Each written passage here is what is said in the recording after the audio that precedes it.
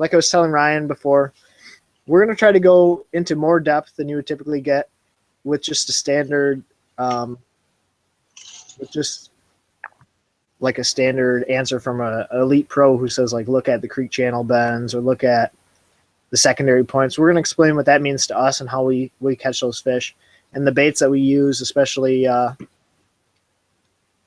during the pre-spawn to catch those fish for us.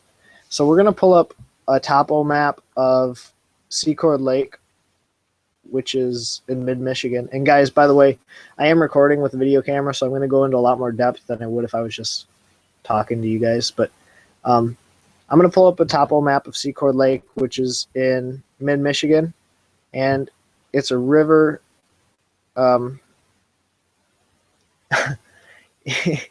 It's a river system that's been dammed off. And so I'm going to share that with you guys so you can see what I'm looking at and we can kind of walk through it. So Ryan, let me know when you're able to see my screen. Yeah, I can see it. Okay. So this is Secord Lake. It's actually pretty hard to fish during the pre-spawn and spawn because there's so much deep water. But if you want, I'll go ahead and I'll zoom in for you. But as soon as it popped up, I started looking. Okay. Essentially, you have the big deep river channel, and then it comes up pretty quick. But then you do have those long arms on the lake. Mm-hmm. And I'm just going to give you guys a quick rundown on the baits that I throw during pre-spawn, and just go through why I throw these baits and when I start to throw them. So I'm going to actually stop sharing just really quick and go through the baits. As you guys know that I crank a lot, so the first bait that I'm going to have tied on is a deep diving crankbait. I think this is a good bait, especially when those fish are still deep out on the points, to kind of find active feeding fish, especially if you can mark them on the graph. A lot of times they'll come up and eat your deep diving crankbait. Or I'll throw a jig. I'll throw a half ounce almost exclusively, but I'll throw a half ounce on those long points too, because a lot of times those fish, if they're not feeding on a crankbait, you'll be able to get them to bite on a jig, whether you're stroking it or you're just dragging it slow. So those are the two main baits that I throw when those fish are still deep, early pre-spawn, and then I'll adjust obviously as those fish move shallower. But for Ryan, what would you throw? I mean, what's your two main go-to baits? Well, one of the things I like about this a lot is you're up in Michigan, and obviously I'm here in Kentucky. We have quite a bit different lakes. When I think of pre-spawn, like early pre-spawn, I think of Kentucky Lake. Kentucky Lake's one of my favorite. When they're still deep like that on Kentucky Lake, my main baits are going to be a crankbait, a deep diving crankbait, and as much as it annoys me, the Alabama rig, that's hard to beat in pre-spawn in that deep water. Do you throw just a 5-arm?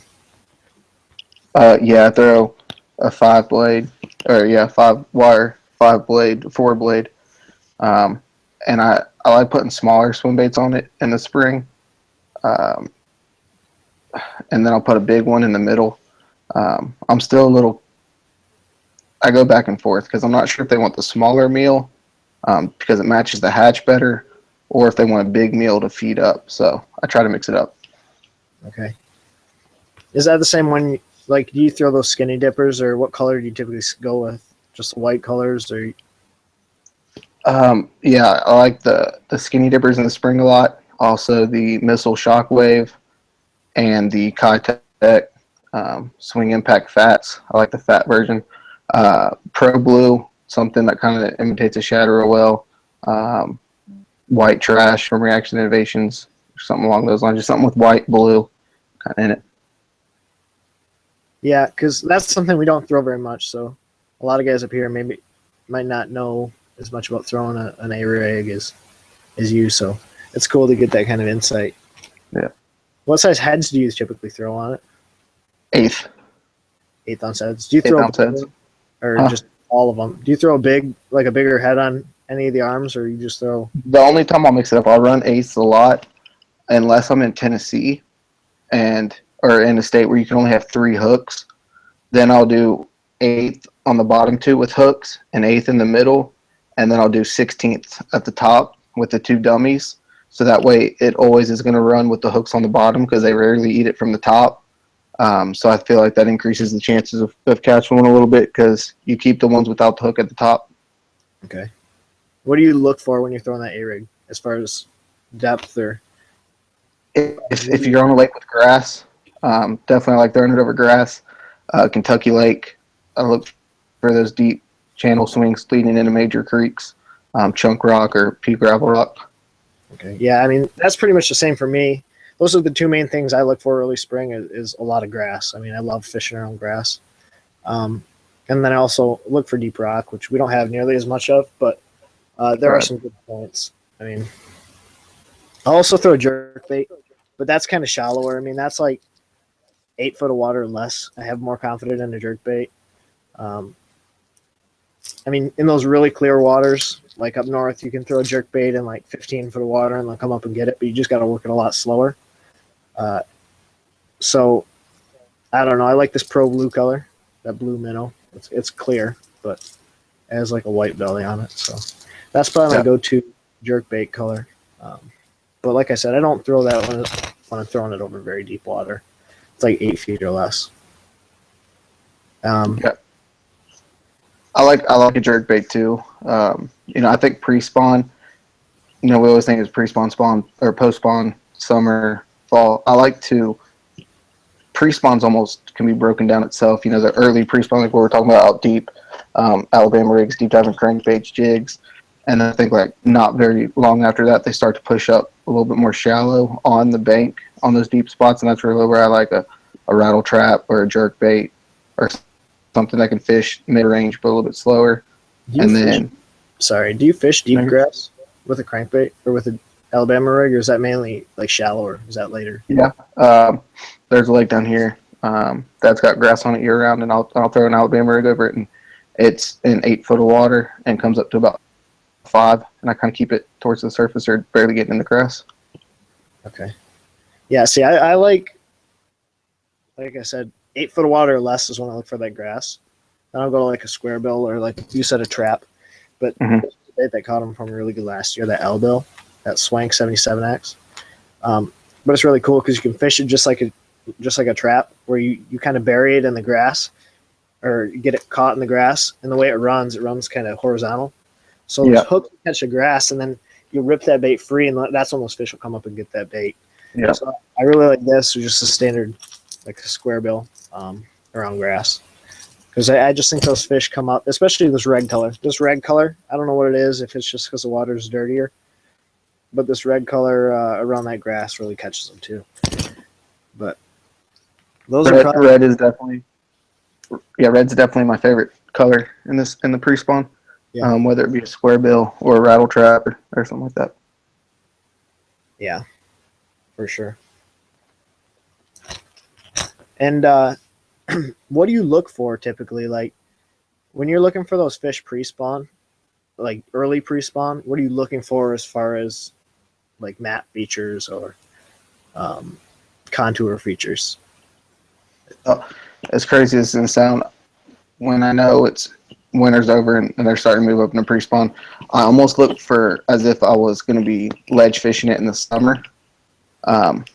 And I look for because I feel like a lot of the same fish that haunt where they post up in the summer is they go to the same place in the spring. So I kind of look for those, and then I look it'd be easier to see it, but it just where that deep water where they'd come out in the spring, where they're going to be going in. So any channel swing bank, any main river channel bank that runs up against a creek, where those fish can jump up into that creek real quick. The lakes where the channel runs on one side of the lake, I typically try to avoid the shallow end side of the lake. Does that make sense? So, sort of. So, like, I'll pull up a lake real quick that has sort of what I think you're talking about. Because there's always the deeper side where the channel swing is. Yeah, and if you have a lot of shallow water to the other end of the lake, I typically stay away from those creeks. So, scroll down, like go towards the dam of that lake you were just on. So here's a lake Okay. where you really have the defined channel swing. Yeah. And then here's over here's your shallow side. Yeah. So So like this side where these creek arms come in. yeah, that'd be perfect. So on that shallow side where the depth says it's 5 foot, and there's that little creek that says brush and brush. I'll typically stay away from those in the pre-spawn. Okay. And then, so like if you were fishing this lake here, if you were fishing this part of the lake, where would be your first stop? I mean, what do you look for really? Because for me, I mean, I'm looking for things like this channel swing here, or even as much as like these channel swings kind of even out here. Right. Before it's even coming back into these pockets. Yeah, I'll typically start there. That's where you're going to find the late guys, the ones that are going to move up real late, the ones that are still out there. If you zoom into that first creek there on the right, yeah. I like how the channel swing cuts in right there. To me, that's going to be a real good spawn pocket. It is on the southeast end of the lake, which typically warms up last. It's usually the coldest, so this might be a little later in the spawn. I mean, that one looks okay, but I like how they have the deep water to follow in there. And so I'd be fishing an A-rig like around that main lake point right there, the bottom point. Yeah, coming in, I would crank the south side point, working back in there, the south side bank where the channel's up against it. Okay. And then when they start spawning, I'll be looking towards the two cuts in that creek right there, especially the bottom one. So I mean, I guess I probably spend too much time on this shallow side. Do you fish a shallow side even, or do you just kind of run these creeks like with the deep water here on, or it gets close to the bank?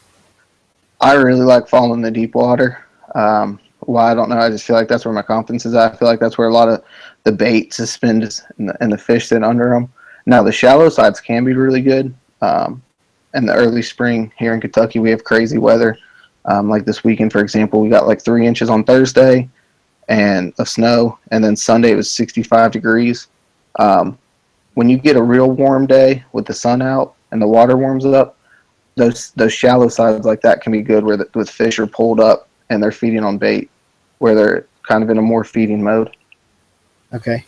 See, I mean, I don't have very much confidence, at least fishing around suspended fish.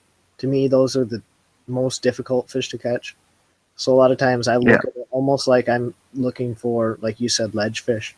So I'm looking for those fish to the bottom, or like no more than like 5 foot off the bottom. Because if I see them up in 10 foot off the bottom and 20 foot of water, that to me is like, yeah, that scares me almost. So yeah, we get that a lot down here, those suspended type fish, and that's where the Alabama rig really comes into play.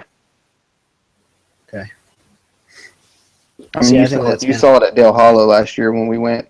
That was pre-spawn and following those main channel breaks, and I told you we were going to catch that 4-pounder on that one.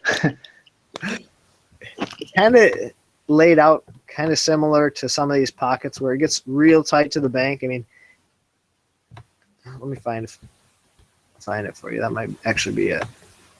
Like right in here, where it gets real tight to the bank, and it's still deep there. I mean, if you were to actually fish this, it's about 30 foot deep right around that corner, and you got about 10 docks in here that are all sitting about 30 foot of water.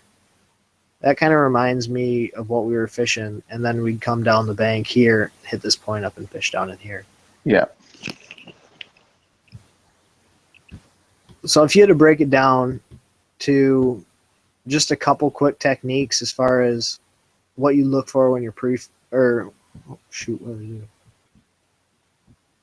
if you had to break it down into just a couple things that you look for when you're fishing pre-spawn, what would they be? I mean, what are your key things for pre-spawn bass fishing? Deep water access, where they're going to come up from deep water. I really like rock in the pre-spawn. I think it heats up faster. So the water temp's always going to be a little warmer. And the third one's going to be, really water temp. Knowing that they're in that pre-spawn water temp, anywhere from 45 to 60, 55, 60, 65. And then when do you start looking for spawning fish? I mean, what temp do you look early? I mean, do you look when you're pre-spawn fishing? I'll look when I'm pre-spawn fishing, always, because you're going to have some that are the outlier, and they'll start spawning. But I really like sight fishing and catching them while it's a bed down here. That's usually high 60s, water temp, low 70s, 65 maybe.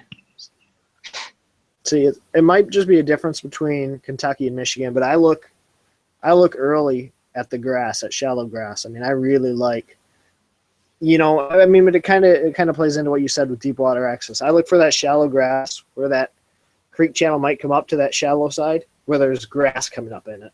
Because I think that holds a lot of bait, and then I'll throw like a crankbait or something, or even a swim jig, and just swim it over the grass.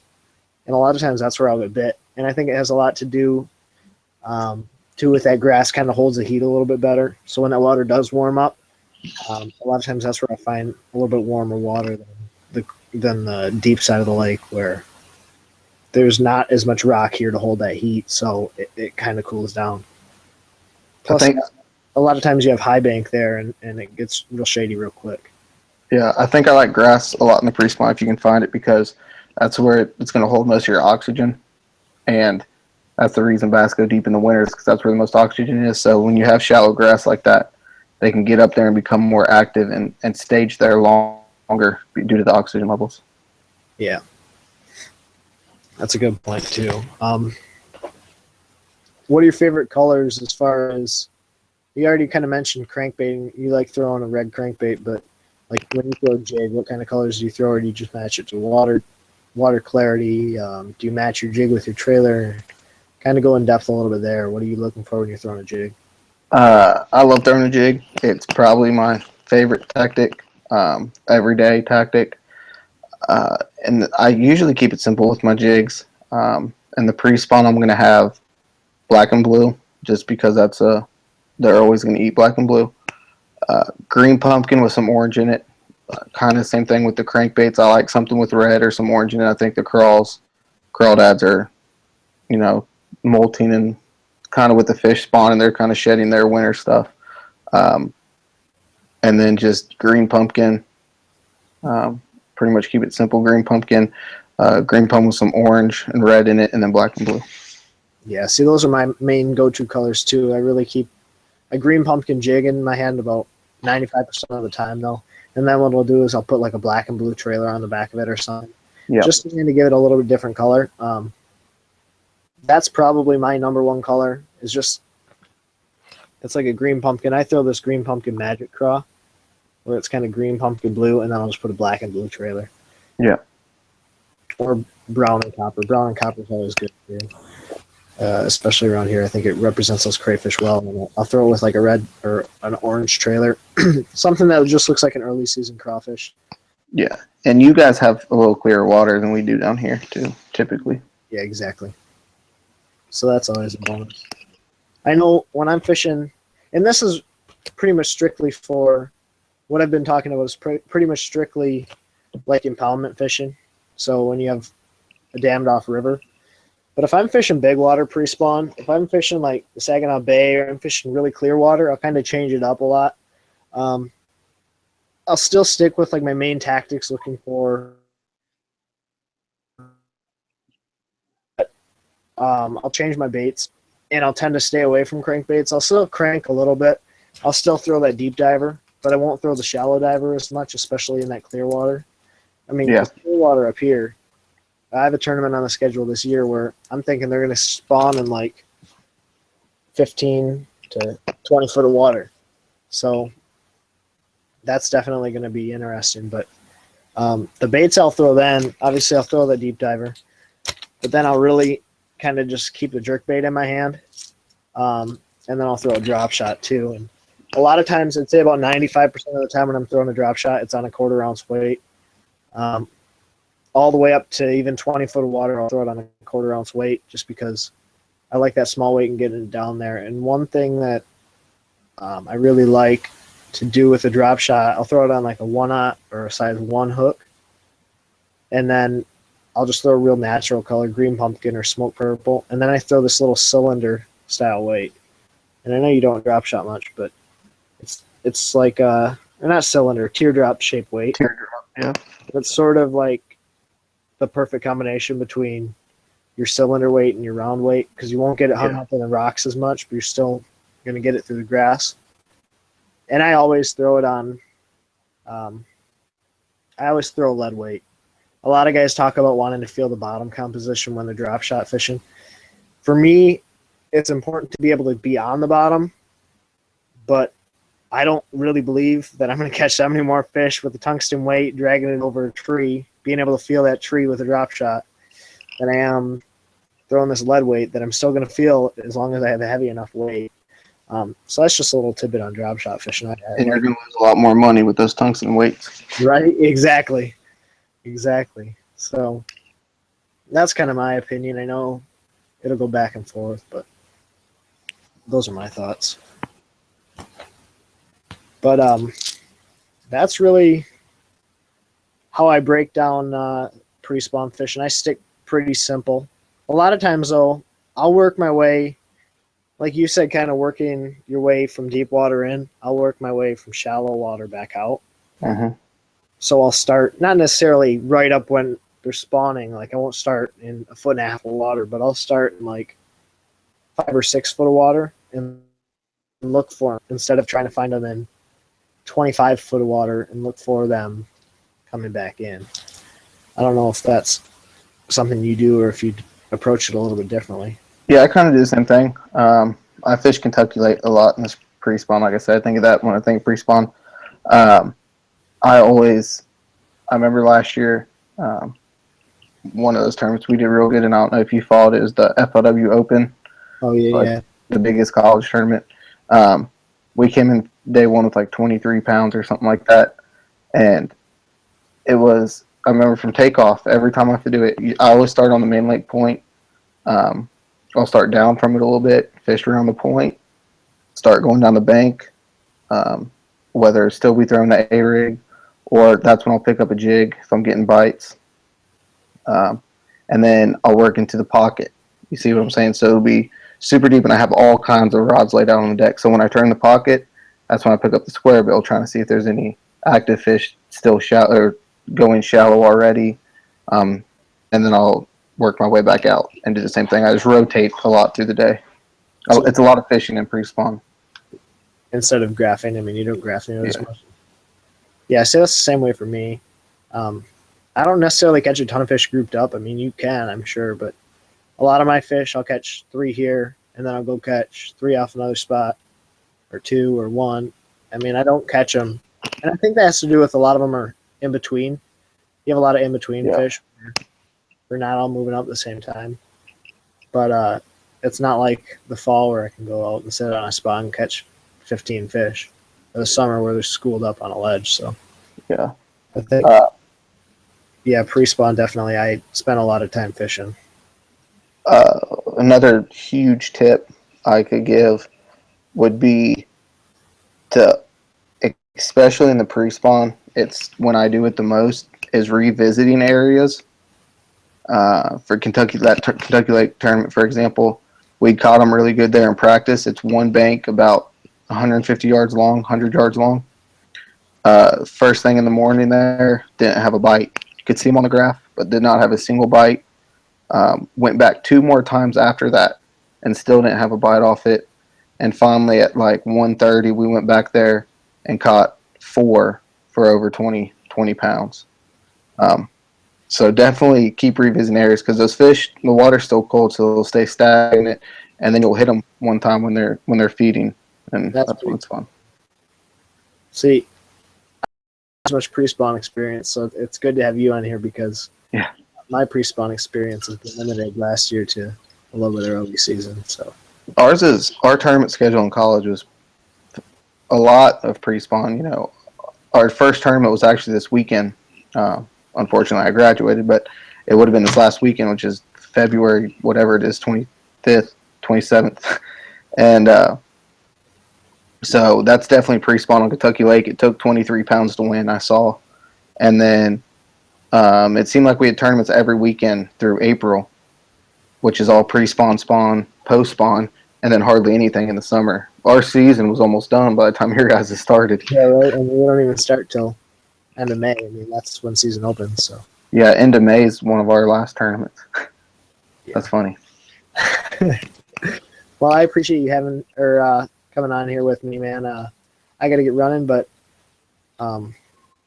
yeah, it was good. So, anyways, I'm going to do a quick sign off for the video I'm doing, but Good deal. I want to stay on here real quick. All right. Guys, thanks for watching, and I appreciate having Ryan on here with me. If there's anything you'd like to see in future upcoming videos, be sure to let me know in the comment section below. Also, like, comment, and subscribe on this video. And until next time, guys, take care, tight lines, and God bless. Thanks for joining me, buddy. Yeah, no problem. Take care. That's it.